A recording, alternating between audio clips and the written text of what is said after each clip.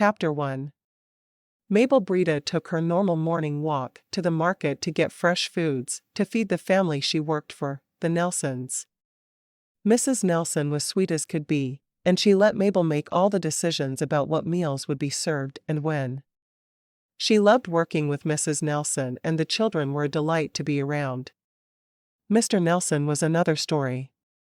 Mabel glanced over her shoulder, and sure enough, there he was, practically running to catch up with her. She quickened her step, praying she'd be in a public place before he was at her side. It was better when he couldn't catch her on a lonely street. The man was, well, he was over-exuberant in showing his feelings for her. Just before she felt like she was in a safe place, visible to the crowd of early morning shoppers, her arm was caught, and she was pulled into an alley, just out of view of town. "Why were you in such a hurry?" he asked, his breath smelling of his drinking binge the night before. "And the night before that?" "I just want to make good use of the time you pay me for, Mr. Nelson. If you'll let go of my arm, I'll go and buy some fresh meat for supper tonight. If I wait too long, the meat the butcher sells will be picked over, and I won't be able to get a choice cut for you." Mabel prayed her lie would work. She got up early every day and tried to get out of the house before he rose, but he seemed to have caught on to her schedule. "Is that so?" he asked, his eyes narrowing. "Yes, sir, it is, so if you will unhand me, I'll see to buying the food for your supper tonight." "I'll let you go," he said softly, and she knew there was something more he was going to say. Something that would turn her stomach. "Oh, good. Thank you." She looked pointedly at her arm, just wishing he'd do as he said for once with no strings attached. The man needed to remember he was married a little more often than he did. "For a kiss." "I'll let you go for a kiss freely given. You're a married man, and I happen to have a great deal of respect for your wife." "I will not kiss you." Of course there were a great deal more reasons she wouldn't kiss him than that, but she didn't want to offend her boss. Where would she go? She couldn't count the number of times she'd thwarted his advances, but he'd managed to land one kiss, and it had turned her stomach. "You won't?" His mouth lowered toward hers, and she did the only thing she knew to do. Having spent a great deal of time with male cousins growing up, she knew how to defend herself. Her knee went into his groin, and as he doubled over, she ran. She came out of the alley and ran smack into a blonde gentleman. "I'm so sorry," she said, but she hurried around him. There was a safety in crowds that she desperately needed at that moment. "Are you all right, miss?" She nodded, though tears were starting to trickle down her cheeks. The crowd. She had to get to the crowd of people in the market. When she got to the market and the small crowd of people buying there, she took a deep breath, only to realize the blonde man was just behind her. She wanted to scream. "You can't do anything to me in a crowded place, sir." The man smiled, and it was a strangely sympathetic smile. "Are you in a bad situation? I heard some of the conversation between you and Mr. Nelson. Is he your employer?" Mabel nodded, feeling a couple of more tears pop out of her eyes. "He is, and I can't lose my job." She said a silent prayer that she wouldn't lose it over what she'd just done to the man. "No, of course you can't." The man shook his head. "I'm Bernard Tandy. Have you heard of my wife, Elizabeth Tandy?" Mabel shook her head. "Should I have? She sends women out to be mail-order brides. I don't know if it's ever occurred to you to move out west and marry a stranger, but it could get you out of your current situation. I'd be happy to walk you to my house as your protection against Mr. Nelson, and you could perhaps talk to her about going west." I didn't realize people really did that." Mabel's mind was racing at the possibilities. Was it better to stay with the danger she knew? All the time. "I'd love to help you, but you're going to have to trust me." Mabel wasn't certain she could ever trust a man again, but looking into his soft blue eyes, she began to feel a glimmer of hope. He honestly seemed to only want to help her. Yes, I'll meet your wife. Let's go now. I want you out of the situation you're in as quickly as possible. He pointed off to the south. We're about 3 blocks south of here, and I'll make sure we walk the most crowded streets along the way. Just those words made her feel better, and Mabel nodded. Thank you. She wasn't certain why, but she was beginning to trust this man. He made no move to touch her, and he simply spoke of helping her. Together, they walked toward the home he spoke of. He talked a little as they walked. My wife took over the business from a woman who ran it for a few years, before marrying one of the men who had asked for a bride. Harriet Long was her name, and she now lives in Seattle with her husband and children. I married my wife a couple of years ago. I was hired to be her butler and to investigate the men who were sending for brides. You investigate them?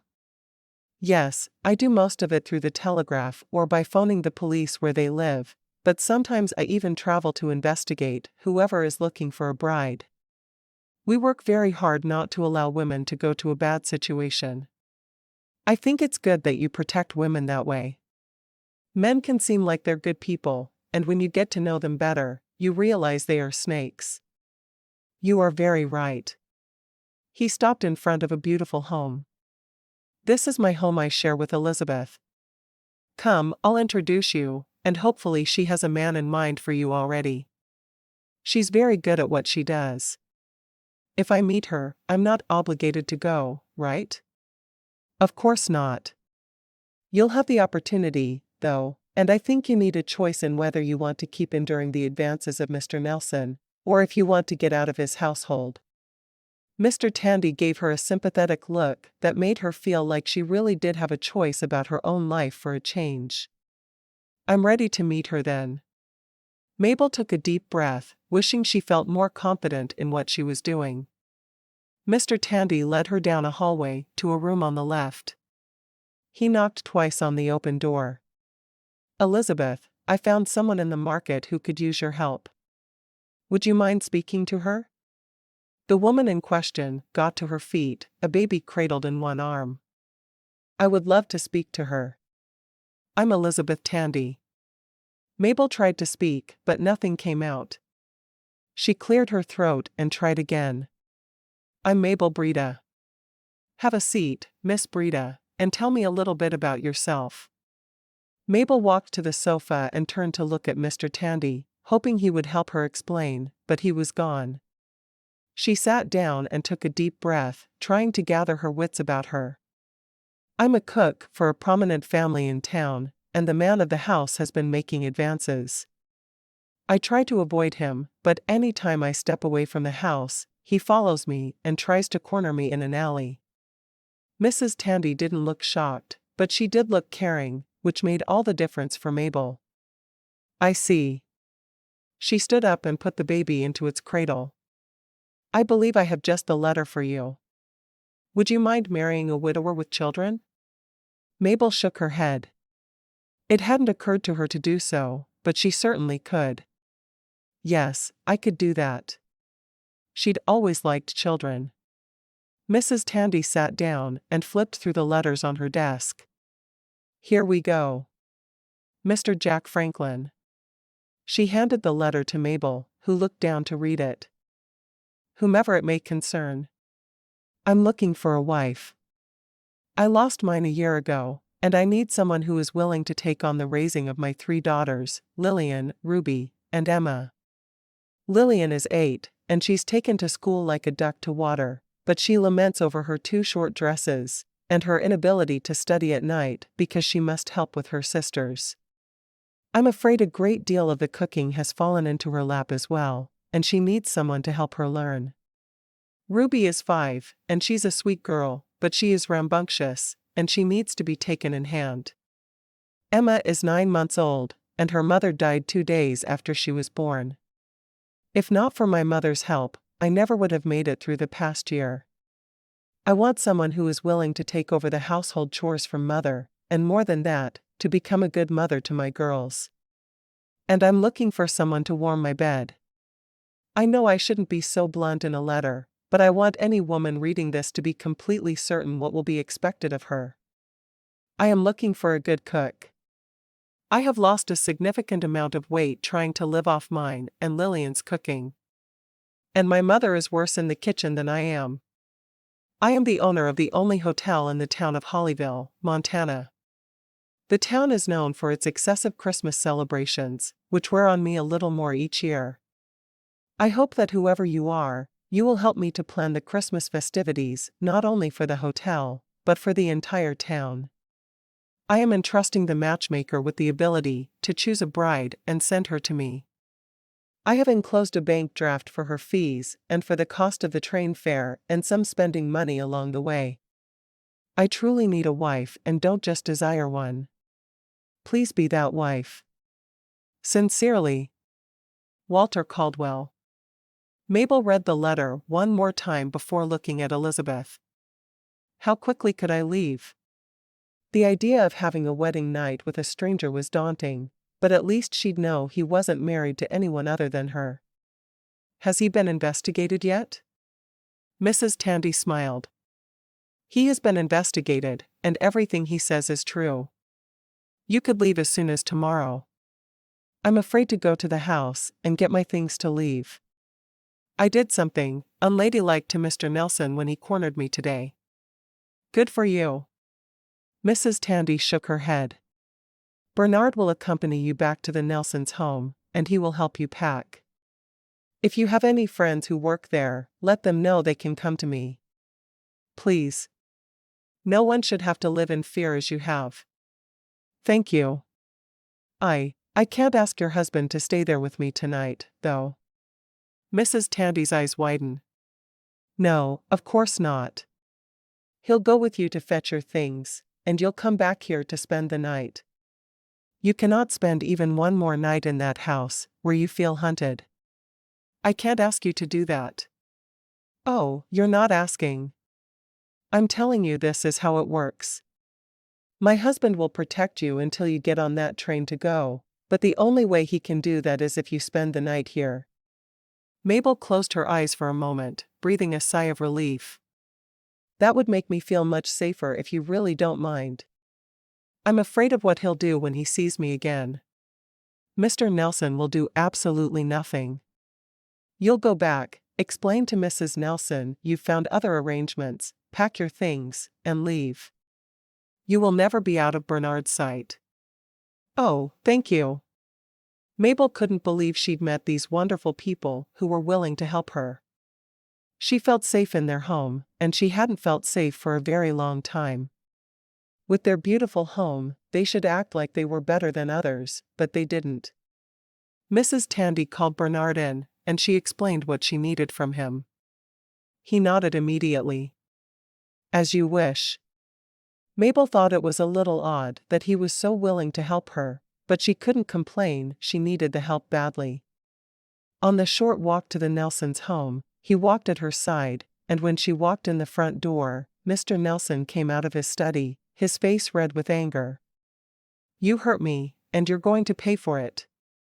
Mabel took a step back and ran into Mr. Tandy, who caught her shoulders. She's under my protection now, Nelson, the blond man said in a low, authoritative voice. Mabel was surprised she wasn't immediately fearful at his touch. She's my servant. I'm no longer your servant. I'm leaving town tomorrow. Is Mrs. Nelson somewhere close where I may speak to her? She's at the orphanage volunteering today. Mr. Nelson was eyeing Mr. Tandy as if he was trying to decide if he could win in a fight against the other man. I'll accompany Miss Brida to her room while she packs her belongings. I suggest you stay away. Mr. Tandy didn't sound as if he would accept anything other than complete adherence to his wishes.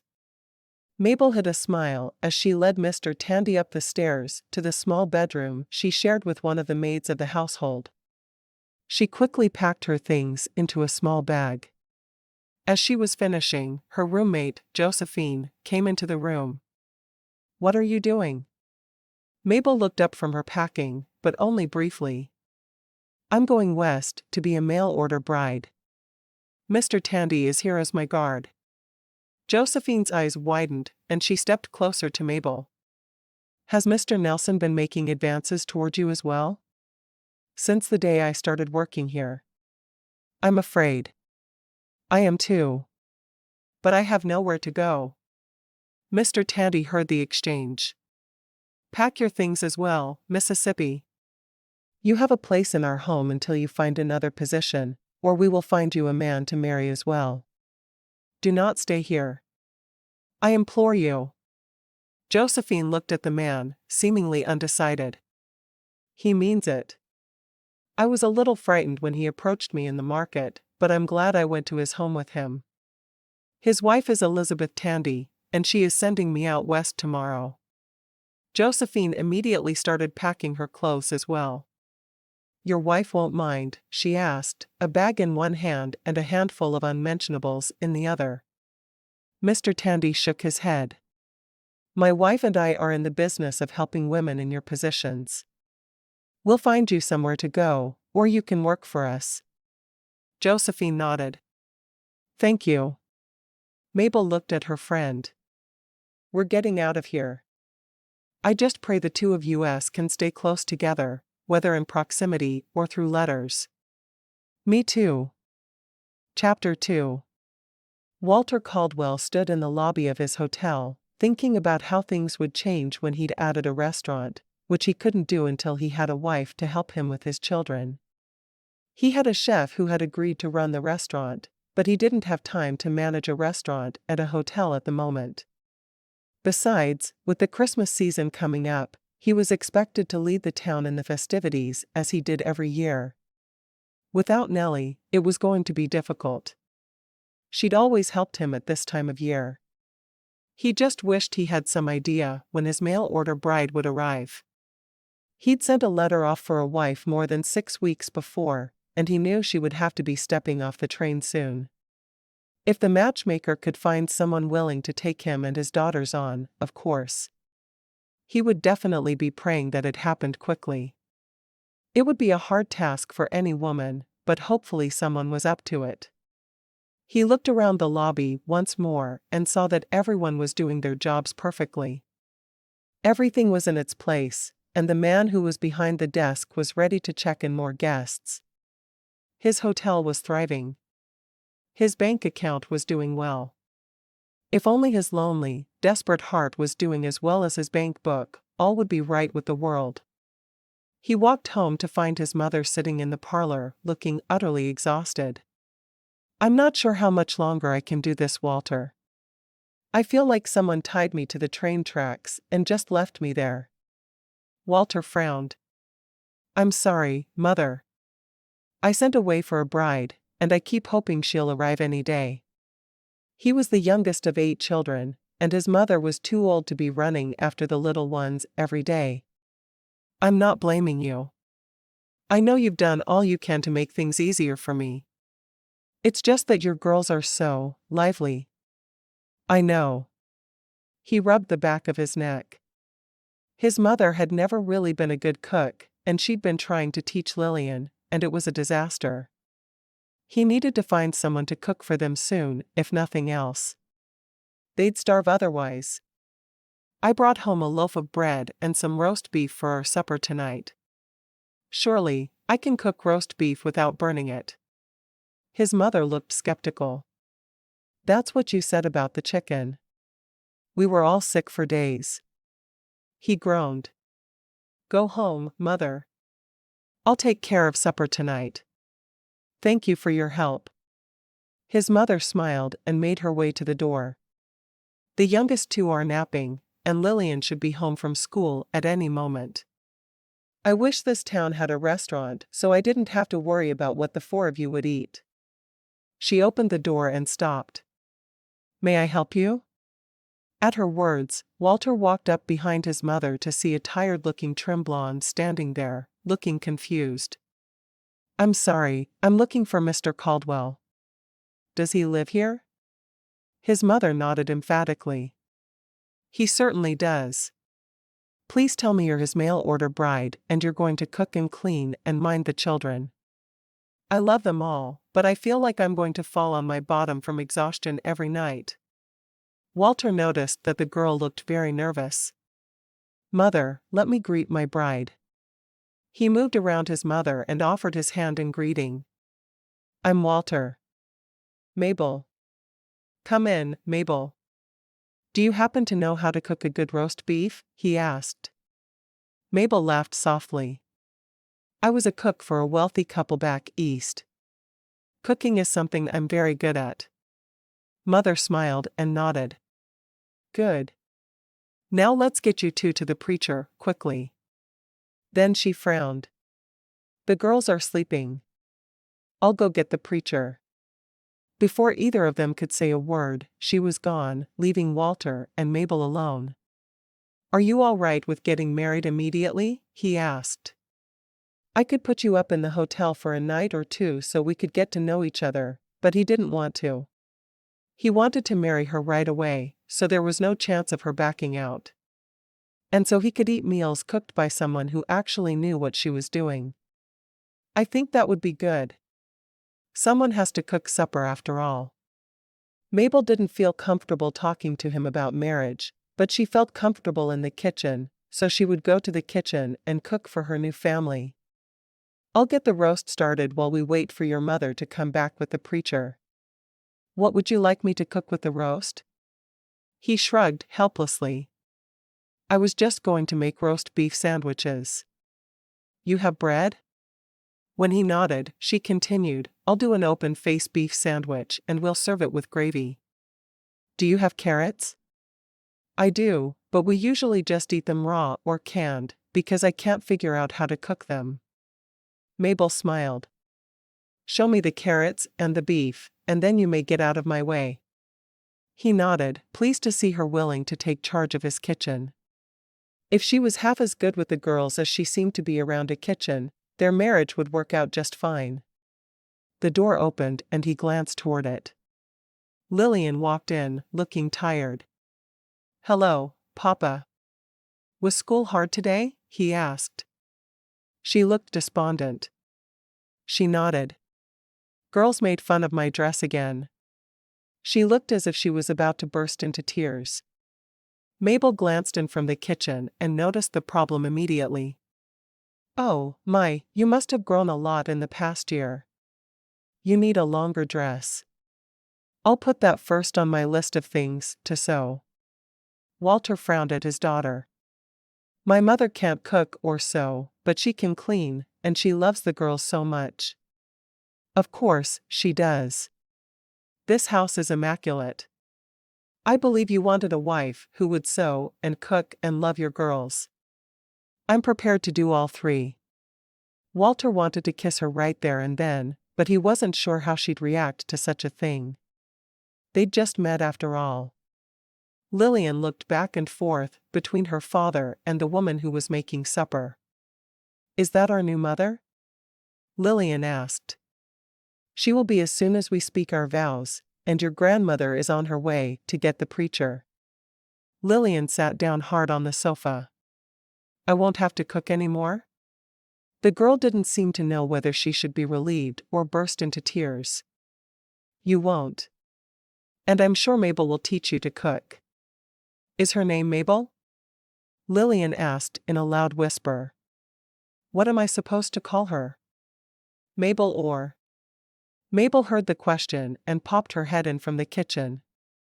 "Mabel is just fine. You don't need to call me Mother." Walter smiled. "I think you can call her Mabel." Lillian nodded.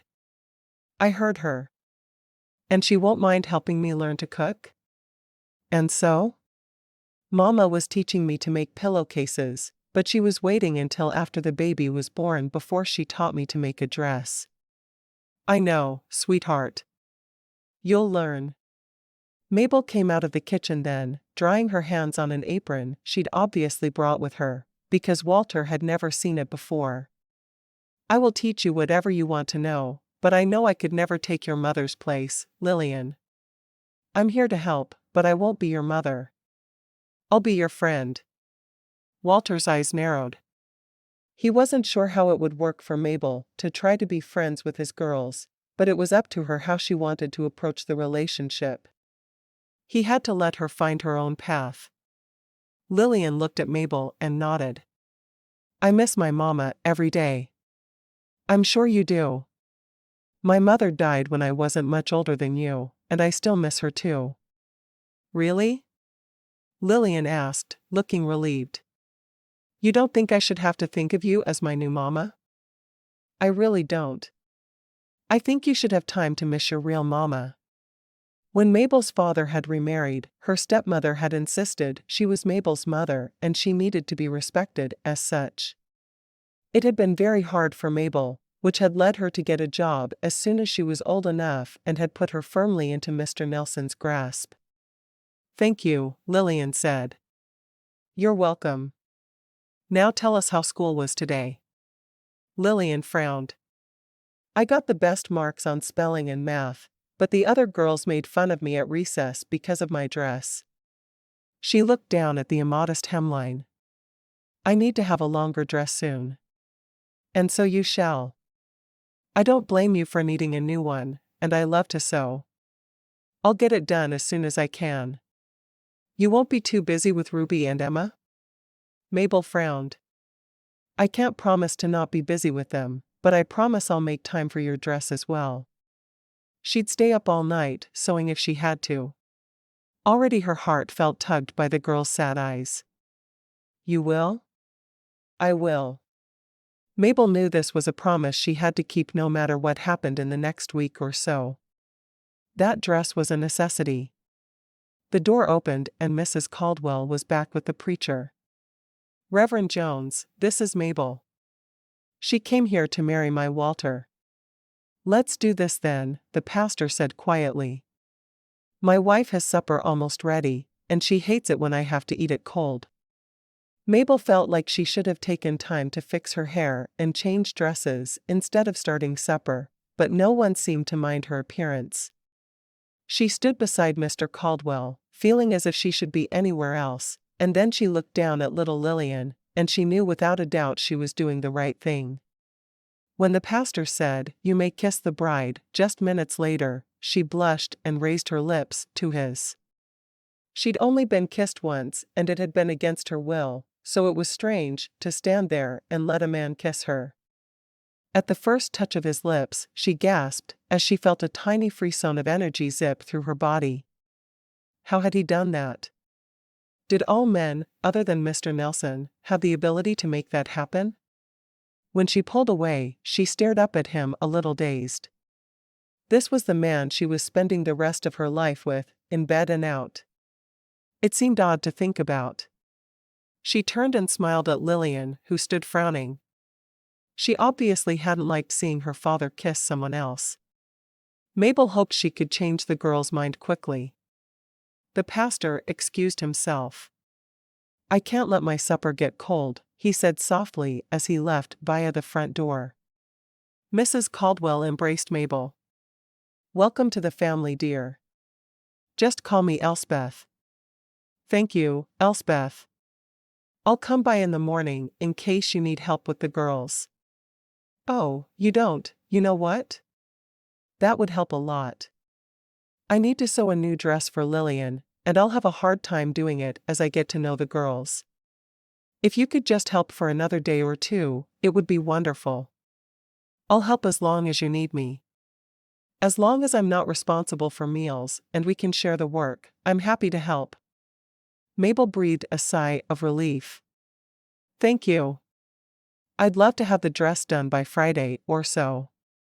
I think that's a good goal. The other girls need dresses as well, but not as desperately as poor Lillian does. I'll help until you feel like you can manage on your own.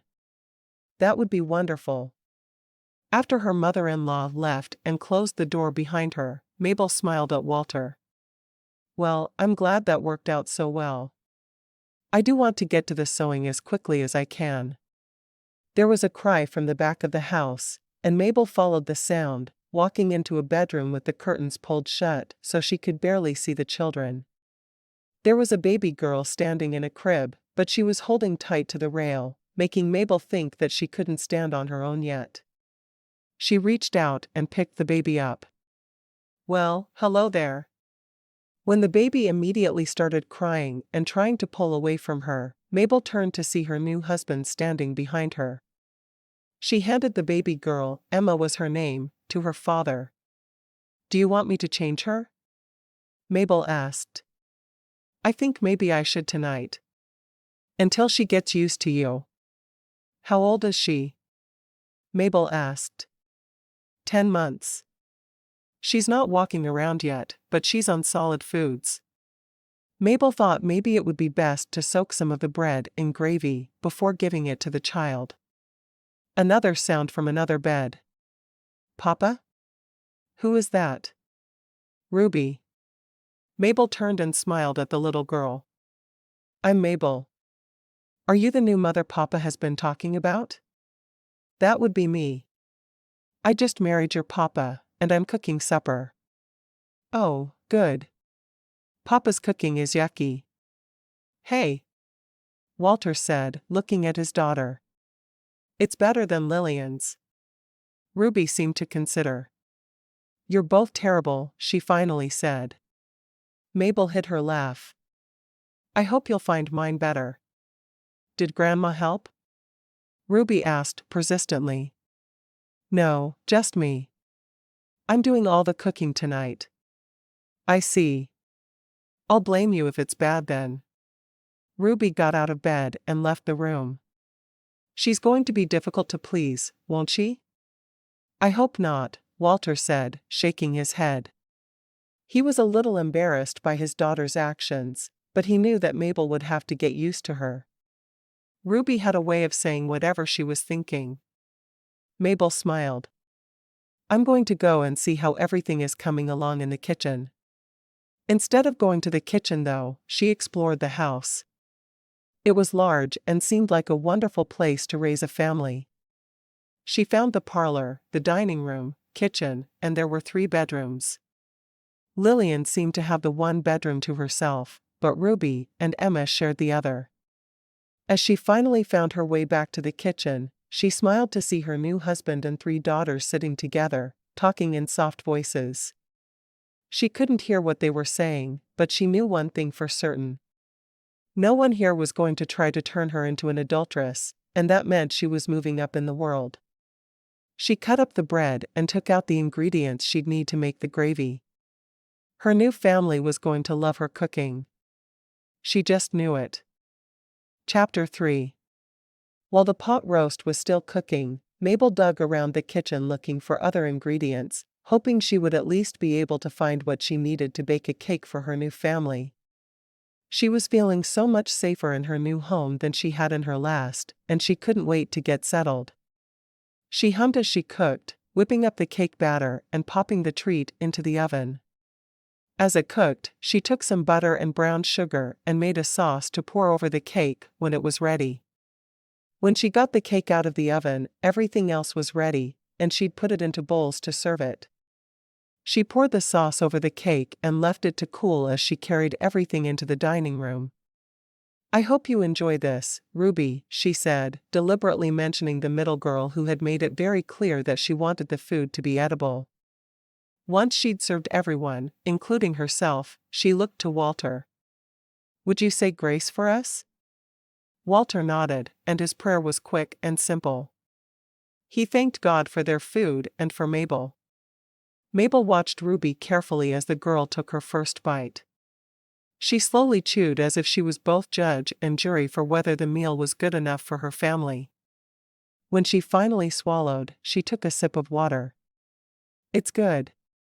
You can cook for us every day, Mabel."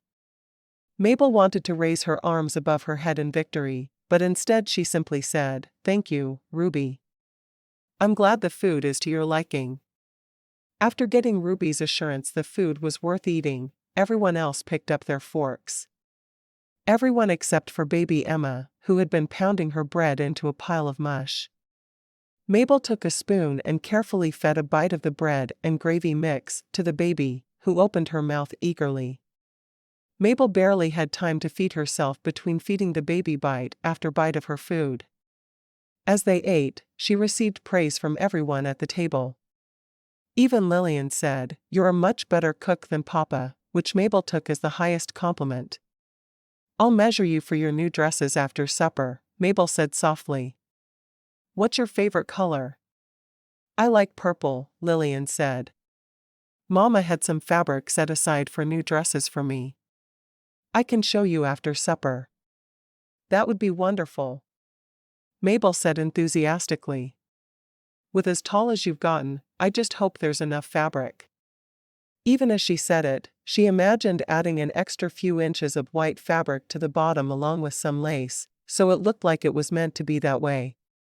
She could tell the girl wanted her to use the fabric her mother had chosen for her. Lillian nodded, but said nothing. "We'll see how it goes after supper." Mabel turned her attention to Ruby. "Do you need a couple of new dresses as well?" Ruby nodded. "But rubies are red, so all my dresses need to be red." "The dress you're wearing is green." "I didn't know rubies were red when Mama made this," Ruby responded. Mabel looked at Walter, and she could see he was hiding a smile. "Then red it will have to be." She looked at Emma. "What about you, Emma? Do you need to have a certain color to wear?" Emma pounded her spoon on the table in response. "I think that says everything, don't you?" Mabel asked. After supper, Mabel immediately washed the dishes, marveling that she was for once cleaning and cooking for her own family and not for strangers. It felt good to know that she'd nourished people that she would soon love. It wouldn't take long to love these people. Not long at all. She helped get the baby into her nightgown, and together, she and Walter put all three girls to bed. Ruby said she wasn't tired, so Mabel determined to put Ruby down for a nap right after lunch the following day. She'd get the girls on a good schedule with her new mother-in-law's help. After the children were in bed, she picked up her bag with everything she owned inside of it. "Where should I put my things?" Walter led her down the hall and opened a door. "Everything can go in here." "Thank you. When you're finished putting your things away, perhaps you'll meet me in the parlor, and we can talk a little and get to know each other." Now that he'd seen her, he couldn't help but wonder why she was willing to travel across the country to marry a stranger. She was a pretty young lady, and she would surely have had her pick of all the men around. Mabel nodded, happy to have a little time to talk to him before they would have to go to bed together. She still felt strange having relations with a man she'd never met, but it would be so much better than what fate would have had in store for her back in Beckham, Massachusetts. She put her meager belongings into a drawer that had obviously been cleaned out just for her, and she went into the parlor, sitting on the sofa, while he sat in an overstuffed chair perpendicular to her. "Everything has been put away." "Good. I just have a few questions for you, if you don't mind." "Of course not. We're married after all. We need to get to know one another. My first question is why you would leave everything you know behind to marry a stranger. Were there no men who wanted to marry you back east?" She shrugged. "I was a cook for a wealthy family in my town, and the man of the house made it very clear he fancies me. He would wait for me to leave the house and then follow me around town, finding a way to get me into a dark alley to try to kiss me. I don't know what would have happened to me if I'd stayed." She was embarrassed to talk about the situation she'd found herself in, but after a great many talks with Elizabeth Tandy, she knew it hadn't been her fault. "I see. Did you ever do anything to encourage his advances?" Walter didn't think she was the type of woman to encourage a married man, but he had to know for certain. "I didn't. I was found by the husband of the matchmaker you wrote, and he took me to meet his wife, who arranged for me to come here and marry you. Her house felt safe, and it was the first time I'd felt like I wasn't in danger in more than 2 years." She looked up at him, meeting his gaze. "Elizabeth and Bernard Tandy made sure that I got out of that terrible situation, and they didn't leave me alone until I was on a train. They did more for me than I could ever express. Which reminds me, I need to write Elizabeth and let her know I arrived safely." Walter blinked a few times. "Was the man you worked for like that, with all of his female help?" I didn't realize it until I was packing to leave, but yes, he was. My roommate at his home, and the woman who became my best friend, Josie. Well, she was having the same trouble, and she packed up and went to the Tandys' home as well. I don't know if they found her a safe place to be, or if they employed her. He shook his head. I'm sorry you were in that situation. It must have been hard for you to agree to marry a man sight unseen. It was, and it wasn't. I was afraid to be in a situation where a man would have power over me again, but I also knew you were unmarried. So even if you had been as loathsome as Mr. Nelson, which you are not, I would still be in a better situation than I was in Beckham. I see. He shook his head. I don't think that's the story I expected to hear when I asked you that question. Well, it's the truth. Mrs. Tandy and I had some long talks in the 24 hours I stayed with her and her husband. She told me that I needed to be honest with you about everything, and so I'm doing that. It was hard to tell you the truth, but I trust her that marriage must be built on trust, and there can be no trust without honesty. I thank you for telling me everything. What about you? Are there no women in town who would have made you a good wife? He shook his head. I wouldn't have had any of them. My wife, she was a social butterfly. Every woman in town considered her a friend. I don't think it would have gone well if I'd taken any of them as a wife. I see. And how will they feel about me? Will they be angry that I married you? She didn't like the idea of having all the women in town against her just because of whom she'd married. I really don't think so. They'll want the girls to settle in and be happy, so they will simply try to make sure the girls love you. Well, I appreciate that. I hope you're right. She rubbed her hands over her face. I feel like I've been traveling forever. He frowned, realizing just then how very tired she must be. Just a couple more questions, and I'll let you sleep. Mabel frowned. What about our wedding night? Walter sighed. Oh, I would very much like for our wedding night to happen, but I can see the exhaustion on your face. Rest a little, and then we'll talk. Thank you. She was happy and sad all at once. The idea of having her wedding night was nerve-wracking, but she was attracted to him, and she was worried she'd get more nervous as time passed. But she couldn't help but be thankful for the reprieve. First question, is there going to be enough fabric to make Lillian's dress out of what Nellie had set aside for her? Not really, but I'm going to add a little white to the purple, and it'll look like it was meant to be that way all along. He nodded. Good. That will be important to her. Second question, if your situation was so bad with your employer, why didn't you just go home to your father? My father remarried when I was 10, and I never felt like my stepmother wanted me around. I was forced to call her Mama, and I never was able to think of her that way, which made things difficult. She shook her head. It wouldn't have worked. And they had 6 little boys. There was no room for a daughter in that house. I hope you don't feel like my daughters are in the way. They need love very badly. I could feel it from Lillian in particular. I promise, they will feel like they are the best thing that ever happened to me, because I think they were. He smiled at that. Thank you. My mother loves them dearly, but she can't make up for a mother's love. No one can. No, not even a stepmother, but I will be the best substitute mother I can possibly be.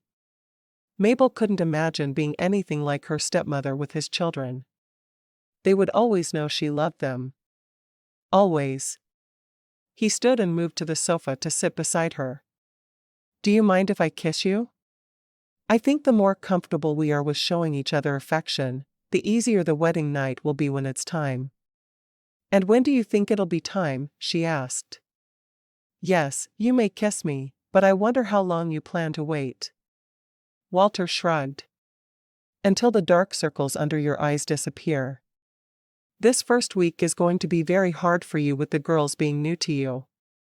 I know you can cook, And I thank God for that, but I worry you will still be overwhelmed at the sheer amount of working running a household of 5 will be.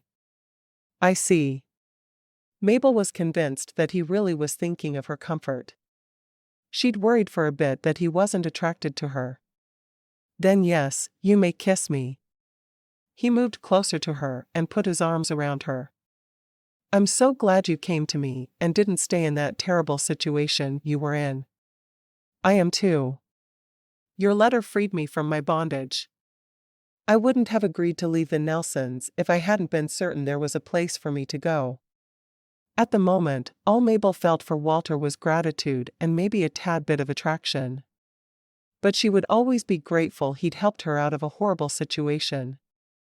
He slowly lowered his head, giving her time to protest if she wanted to, but instead there was simply a look of eagerness? Acceptance? He wasn't sure what. Either way, he knew he wanted to kiss her, and so he did. When his lips touched hers, Mabel froze for a moment, but then she put her arms around his shoulders and allowed him to kiss her. She wasn't surprised when his tongue reached out to touch her lips, but she didn't know what he wanted from her.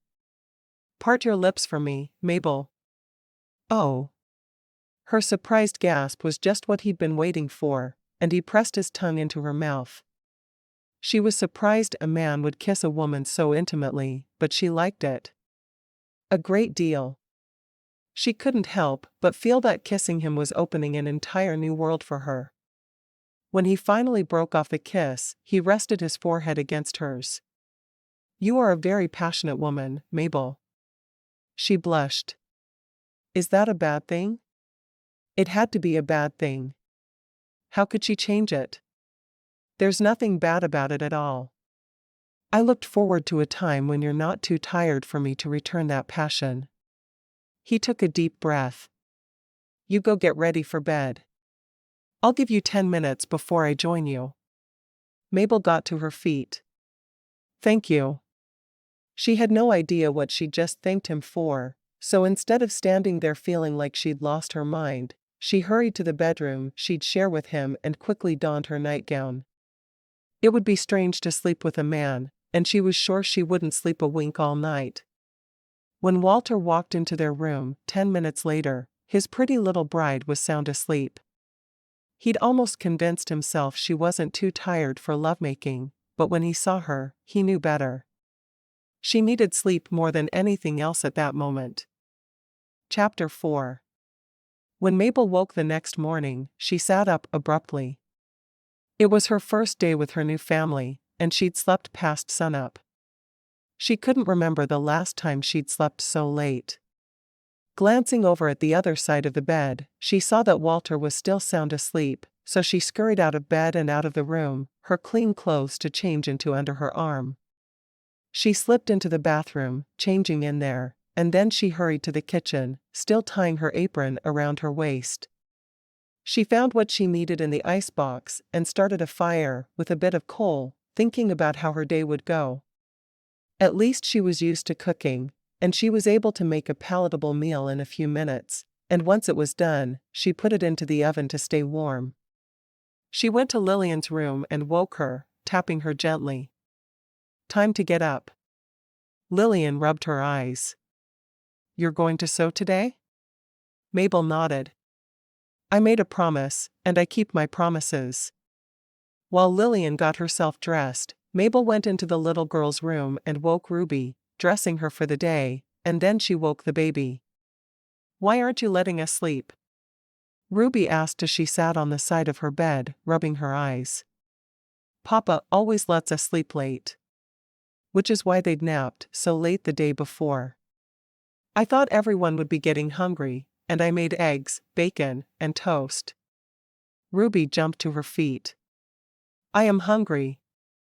Mabel laughed, changing the baby and getting her dressed. Emma made soft cooing sounds as she was carried into the kitchen and put into her high chair. Once the girls were all seated and eating, Mabel went in search of Walter. Surely, he didn't sleep this late every day. Why, it was almost 7. She went into their room and saw him sitting on the side of the bed. His pants were on, but he wasn't wearing anything on his top half. "Breakfast is ready," she said, blushing as she closed the door again. She'd never seen a man in that state of undress, and it startled her for a moment. The desire to see him dressed in less came to her, and she tamped it down as she rushed off to the kitchen. Back in the kitchen, Mabel sat down and served her husband, and then herself. Walter was at the table a minute later, and he smiled when he saw his plate. "You make an excellent breakfast, my pretty, blushing bride." He needed her to know her blushes hadn't gone unseen, but he didn't want to be too straightforward with the children there. She looked down at her plate, trying not to show how flustered she was feeling. "What are your plans for the day?" "I'm meeting with the town's Christmas committee. We're making decisions about whether or not to have a Christmas parade this year, and which businesses will participate in helping out families in need. We go through this every year." "I see. Are there a lot of needy families around?" Mabel tried to think of ways she could help, but she didn't know exactly how busy she'd be with the children. "There are several." He sighed. "My plan at this time last year was to have a restaurant added on to the hotel to serve Christmas dinner to families in need, but I haven't been up to that as I've tried to raise my girls alone." Mabel frowned. "If I had help with the children, I could cook enough to feed a restaurant full of people.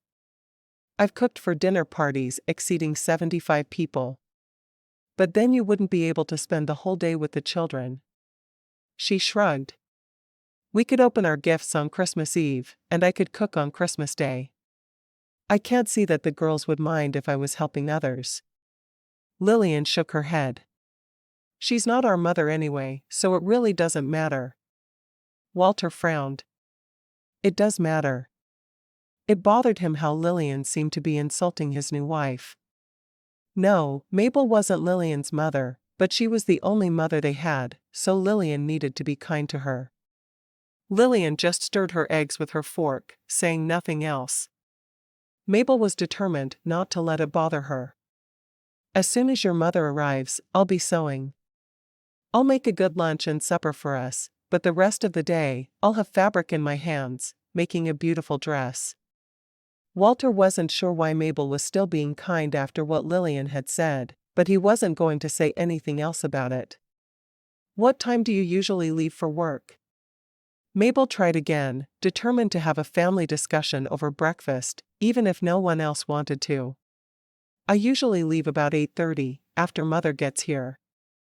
I walk Lillian to school, and then head to work. But my dress isn't done yet, so the other girls will make fun of me." Again. Lillian seemed to be in a dreadful mood. Perhaps she wasn't as fond of mornings as Mabel was. Mabel looked at Walter. "Is there any way she could stay home until the dress is done? It will go much faster if I have her here to measure the clothing against. You could get her schoolwork, and I'd make sure she got it done." Lillian looked at her father with pleading eyes. "Please, Papa." Walter frowned, but then nodded. "I think that would be just fine. I'll get your assignments after school today. You have a new mother, and you need time to adjust to having her here anyway. She said she'd be my friend, not my mother." Walter groaned. "All right. I have a new wife you need to get to know. Is that better?" Lillian nodded, looking down at her food again. She ate a few more bites and then pushed it away. "I need to learn to cook and sew. I shouldn't be wasting time in school anyway, should I?" Mabel bit back a smile. "Just until your dress is done." Lillian shook her head. "You can't tell me what to do. Only Papa can." Walter thought about stepping in, but he thought better of it. No, Mabel would have to work things out with Lillian on her own. It wasn't up to him. Ruby daintily wiped her mouth with a napkin. "Breakfast was wonderful, Mabel. Perhaps you should cook the noon meal as well. We wouldn't want Grandma making a mess of it." Mabel couldn't stifle her laughter over that statement. "I'll ask her if she minds if I cook again." "She won't. She hates to cook as much as Papa does." Lillian sighed. I don't hate it, but I'm not good at it. Mama was going to teach me. I'm sorry your mama can't teach you, but I'll do my best to make sure you're a good cook as soon as I can. You will? Lillian looked skeptical. I will. By the end of this week, we'll have you sewing a little and making a simple meal. How would you like that? Lillian tried not to look too eager, but Mabel could tell she loved the idea, so she didn't press it. She was sure that the way to this girl's heart was to teach her what a woman should know how to do, and Mabel felt like she was very equipped to do so. As they were finishing their meal, the front door opened, and Elspeth called out, I'm here. Let's get the sewing party started. The girls rushed to their grandmother, hugging her close. Mabel made breakfast, and it was good, Ruby announced loudly. Her grandmother laughed in reply. Anything would seem good after my cooking. Walter looked at Mabel and smiled. Don't worry. You'll have a good day. I plan to, Mabel said, pushing away from the table, and immediately clearing the dishes. Her new mother-in-law came into the room. No, that's my job. I clean and you and Lillian sew. Ruby will help me with the dishes, right, Ruby? If I must, and I suppose I must since you let me eat. Ruby sounded exasperated, and Mabel couldn't help but laugh a little. Lillian was biting her lip as well. Let's get sewing then, shall we? Mabel said. Lillian nodded, following Mabel into the parlor where the fabric was waiting for them. They worked until 11, getting the dress cut out and basted together. I wish I had a sewing machine, Mabel said. There was one in the house where I worked back in Massachusetts, and it made the work so much quicker. I even got to use it once. When you pump your feet, the needle goes up and down, and it sews for you. Lillian's eyes widened. Papa should get you a machine like that. Mabel knew the girl envisioned a whole wardrobe full of dresses for herself, but she knew she should make them all by hand instead. Oh, no. I couldn't ask for that. Those machines are dreadfully expensive. Lillian frowned, but she said nothing else about it. Together, Mabel and Lillian worked to heat up the leftovers from the night before for their noon meal, and again, Elspeth and Ruby worked together to clean up the dishes while they went back to sewing. Mabel tried the basted dress on Lillian, and it fit nicely. Why is all that white on there?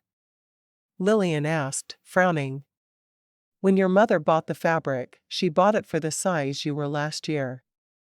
You're bigger now, and there's not quite enough, but if I add this white to the bodice, and a little to the hem, it makes it big enough.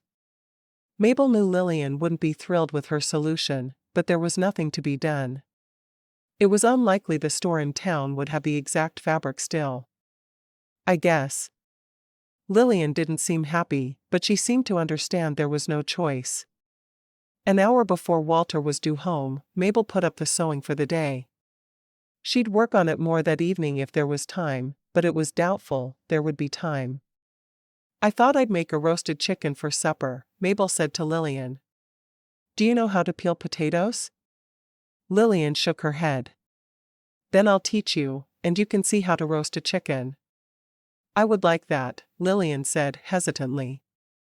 We didn't have time to bake today, but we're going to have to do that before we sew tomorrow.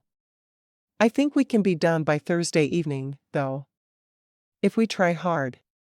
I'll try hard. Lillian had seemed to have lost some of her animosity while they worked together that day. She'd made a couple of rude remarks, but Mabel had simply smiled and acted as if it hadn't happened. Her stepmother had slapped her for similar things, and she'd learned to say nothing around the woman. As they cooked, Mabel explained little tricks she used to make meals taste better, and she explained how they'd make gravy after the chicken was cooked. When the chicken was done, Lillian asked if she could try to make the gravy herself, and Mabel happily agreed. I'll help you if you need it. Thank you, Lillian said. For once she sounded sincere. You're welcome. Your papa is going to be so proud of everything you've learned today. Lillian was able to make the gravy mostly on her own after Mabel's explanation, and then the two of them mashed the potatoes they'd peeled and boiled. "Would you mind pouring the gravy into the gravy boat?" Mabel asked softly. Lillian nodded, hurrying to do as she was asked. "What else can I do?" When Walter came in at the end of the day and saw the meal being put onto the table, he smiled. "Did you help with supper, Lillian?" She did, and she did a wonderful job. Mabel had sent her mother-in-law home as soon as the two younger girls had gone down for their nap, so they were sitting at the table waiting. Ruby nodded. "She did help, Papa, and I'd be afraid to eat if it didn't smell so good." Lillian shook her head. "You don't have to say everything you think, Ruby." "Oh, I know. I'd just like to."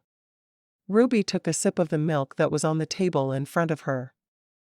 "Did you two get much sewing done?" Walter asked. He'd been under the impression they'd planned to sew all day, but a meal like this took time. Mabel nodded. "We did. I think it'll be done by this time on Thursday." "Really?" he asked. "And you had time to make supper as well?" "It's a simple meal. I couldn't do something elaborate and get a significant amount of sewing done. I hope you don't mind." His eyes widened. "This isn't elaborate?" "Of course not," she said. "I'll make something elaborate for Thanksgiving next week." "How did your meeting go?" He groaned. "I had mentioned a year ago about feeding the poor on Christmas, and it seems everyone is still expecting me to do it with no restaurant." "We'll make it work," Mabel said with a smile as she sat down at the table. "I can have some of it done early, and we can roast ham and turkeys over fires outside." "It'll be too cold for that," he protested. "It won't be cold if I sit right beside the fire." She shrugged. "And with as fast as Lillian is learning to cook, I think she'll help me. And I do have a chef. I just need to let him know we'll need him that day. If he can do some side dishes in his home, and I do others here, we'll be fine on Christmas Day. You can just stop worrying about it now." Walter shook his head. She was a marvel in the kitchen, and he needed to learn to trust her. All right. Chapter 5. After supper that night, the family sat in the parlor together. Lillian and Mabel worked on Lillian's new dress, while Emma crawled around the parlor. Ruby watched her sister sew. "Wouldn't it be easier if you poked the needle through from the top layer?" Lillian shook her head. "You don't know anything about sewing, Ruby. Someday you'll learn." Her voice was filled with pride as she made a few more stitches. Mabel hid a smile. She could already see a bit more confidence in Lillian, and she was thrilled.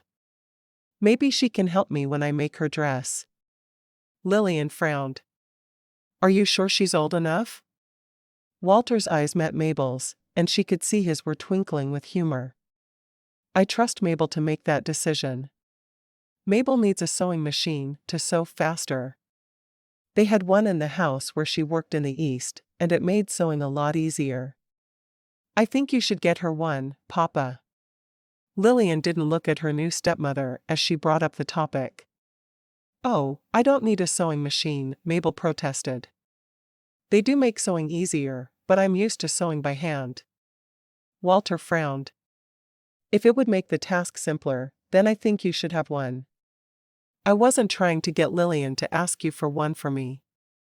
I was just talking to her about how fast they sewed." "I understand that. I simply think if it would help you, then you should have one." Walter knew she was taking on a lot with him and his girls, and he wanted her life to be as easy as possible. Mabel felt as if she was the center of attention. "I don't know. I see a lot of sewing in your future," Walter said. "You have to sew for the girls, for me, and you'll need some new dresses soon as well." She looked down at herself, noting how frayed her sleeves were. "My clothes were perfectly appropriate for working in a kitchen." They were. "Don't worry, we'll get them taken care of." He tilted his head to one side. I'm still thinking about adding that restaurant onto my hotel. I think that's a good idea. The train stops here for an hour, and people will want to get off and eat. Mabel shrugged. It sounds like a brilliant business decision. I have a chef who plans to run it for me, but I might need some help from you from time to time. She nodded. Yes, of course. Anything I can do to help. Are you always this accommodating? I don't know why I wouldn't be. You're my husband after all. He couldn't help but wonder if she felt a debt of gratitude to him for marrying her and getting her away from her life in Massachusetts. What do you like to do when you have spare time? She shrugged. I can't remember the last time I had any. When I was a girl, I liked to read, but I haven't had time for that in a great many years. I'll have to make sure you get some free time every once in a while. Everyone needs to be able to read and enjoy themselves on occasion. Though he couldn't remember the last time he'd had some time to himself. Perhaps he could find someone to watch the girls one evening, and they could go for a walk or find another way to spend time together. Mabel looked down at her sewing. She didn't want him to think she'd married him hoping for an easy life. She was used to hard work, and it didn't bother her one whit. Okay, girls, time for bed, Walter said, scooping the baby up off the floor, where she was sitting looking around her like she was in a daze. She's not usually this tired so early. I woke the girls early, and we put them down for a nap immediately after lunch. They should be getting tired a little earlier. She was convinced they'd all do better if they woke earlier. Mornings were the most productive time of day. I'm not tired, Ruby said, belying her words with a yawn. Mabel laughed. Of course, you're not. Lillian looked down at the pieces of dress in her hands. I don't want to stop. I want my dress finished. I'll keep working on it while you sleep, and we'll work on it all day tomorrow. It'll be done quickly. I promise. Lillian frowned, but she set the fabric down. Good night. She walked toward her room, and Mabel frowned after her. She wanted to make the girl happier, but she had no idea how to go about doing that. Ruby got to her feet and walked toward her room, still yawning. I think maybe I am tired. I think so too, Mabel said, following. You look very tired. She took little Emma from Walter and changed her diaper before putting the baby in her nightgown. Then Mabel found a nightgown for Ruby and changed her. I want to hear a story, Ruby said. Mama used to tell me stories. Mabel frowned. I don't know any stories. They're in your head. Ruby told her. Just let them come out your mouth.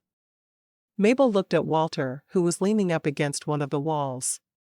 He shrugged, and she knew she was on her own. There was once a little girl who lived in a beautiful home.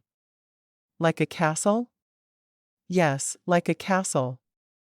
She loved her parents very much, and, with that, Mabel had nothing else to say. The little girl was a girl called Madeline who was the daughter of the Nelsons, and she thought hard for a good story to tell about her. One day on her way to school, she fell down. Ruby sighed dramatically. That's not a very good story. Think about it tomorrow and tell me a good story tomorrow night. Mabel glanced at Walter, who was stifling a laugh. I'll do my best. Except she'd never been a good storyteller. After leaving Ruby and Emma, they went into Lillian's room and checked on her. Lillian was lying on her side in her bed, and Mabel hung back while Walter went to his oldest daughter. He leaned down and kissed her forehead. Do you think Mama knows we're making my dress out of the fabric she chose? He sighed. I sure hope she's watching over us and knows everything we're doing. Me too. I miss her every day, but especially when I'm sewing. I understand. I miss her too. Even though you have a new wife now? Lillian asked. Yes, even though I have a new wife. Good night, Papa. Walter stroked his daughter's hair. Good night, baby. He left the room and closed the door softly behind him. She's been the one who has had the hardest time with her mother's death. I can see that. We had a good day today, but I could see it in her face. She seems to almost feel guilty to spend time with me. Thank you for caring enough to work with her, even though I'm sure she's not making it easy for you. Mabel shook her head. She's not making it hard, really. I can just feel her sadness, and I want to fix it, but I have no way of doing that. Walter stroked his hand down her spine as they moved back into the parlor. There's no way to fix it, but you caring will make a world of difference. I hope so. She picked up the dress and immediately went to work on it. She wanted there to be visible progress when Lillian woke the following morning. You don't have to get up so early around here, he said softly. Lillian and I don't need to be at school and work until 9. Mabel blinked at him. You don't get up early just to enjoy morning solitude? She asked. I love mornings. He sighed. I've always wanted to love mornings, but I seem better suited to late nights than early mornings. My father lamented that I would never be a good farmer. She smiled at that. And you're not a farmer. No, I'm not. I'm definitely better with the hotel business. How did you come to run a hotel? She asked. He shrugged. When the railroad built through here, I was just realizing there was no way farming was going to work for me, so I thought about what the town would need with the train. So, I decided a hotel and restaurant would be perfect. I figured I'd open the restaurant a year after the hotel, but then I married, and the babies started coming. I had blueprints and everything to have it built by the end of the year, but when Nellie died, I lost all my ambition to do anything. He wasn't sure why he was telling her this, but he was certain she needed to know why it wasn't done. He didn't want her to think he was lazy for not accomplishing his goals. She frowned. I'm so sorry you've had to go through this. It was at that moment that she knew she'd never be more than a substitute wife and mother in his family. He wanted the old one back. He didn't want a new woman to come in and take her place.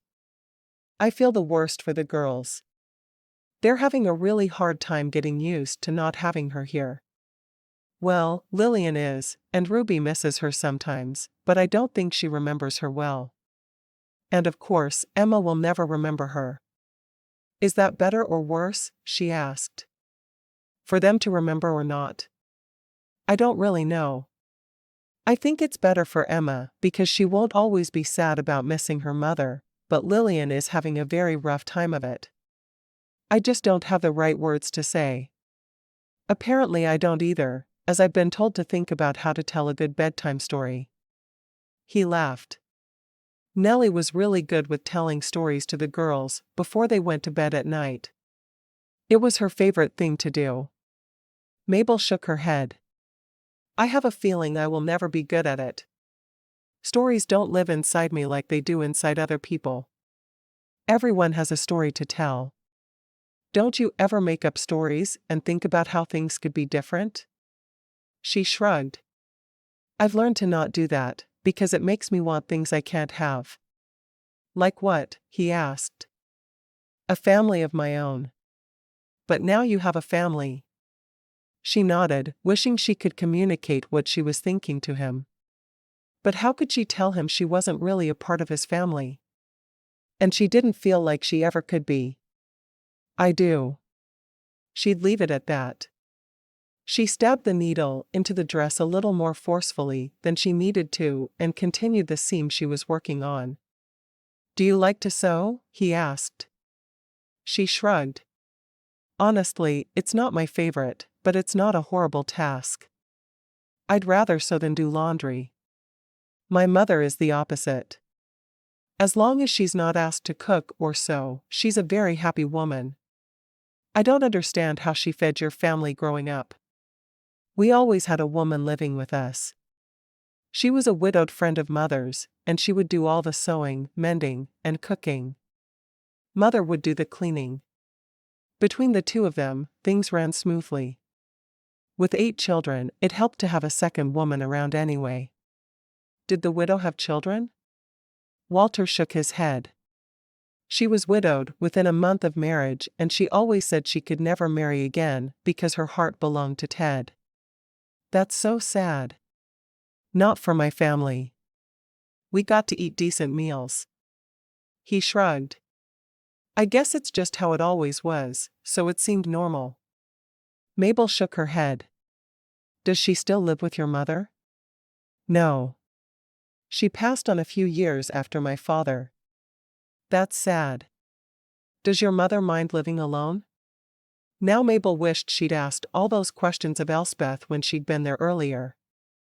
Of course, she'd been busy, and so had her mother-in-law. Not with my brother and his family, so close. She eats supper with them most nights. I'll make sure she knows she's welcome to eat with us while she's helping out with the girls. And anytime she wants to join us after we no longer need their help. I really appreciate her, and I want us to have a good relationship. He smiled. I like that you're taking on my mother as your own as well as the girls. It means a lot to me. I'm happy to do it.